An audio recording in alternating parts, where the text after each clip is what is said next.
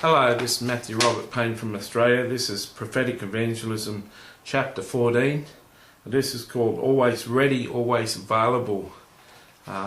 When you're moving in the prophetic quite strongly, it's good to be always ready and always available. God can't do anything with you prophetically, in prophetic evangelism anyway, sitting in your own house. I minister online through a prophetic website via email, so I can minister to people via online, but they're all Christians that I minister to on my prophetic website. But to non-Christians, you can't move unless you leave your house. So if you travel to work in a car and you drive to work and you drive home, and everywhere you go you drive, there's not as much opportunity as if you travel by public transport. Everywhere I go, there's people I can talk to and there's people I can minister to. And if you're prayed up and you're living a life of holiness, then you're always ready to minister whenever the Lord points a person out to you. Now, you've got to be ready in your heart.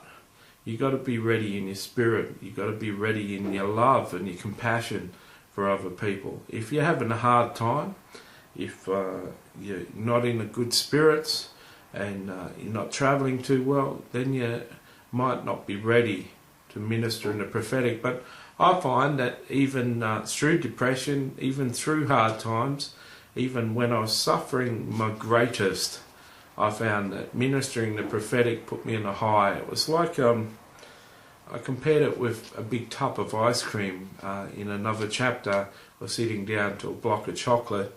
It's like chocolate. It's a real treat to me to share in the prophetic with a total stranger. And if you're, even if you're suffering, it's good medicine. So it's a good practice to be always ready and always available for the Lord to use. Sometimes you won't be planning at all to speak to a person and the Lord will say to speak to a person. Sometimes you'll find the timing inappropriate. You'll find that you're not prepared to speak to a person when the Lord calls on you to speak to a person. It's some strange situations and some strange places that the Lord has called me to speak to people. You know, I once was called to go to a place of sin, a brothel, and get the girls to line up to pick a girl out and then pay the money and go in and give her a message from the Lord, and don't have any of the services. And that was very interesting. It wasn't hard for me because I'd lived a life of sin in those places. It wasn't hard for me to do, but it was certainly a shock for the girl. And so always ready, always available. God can use you best when you're like that.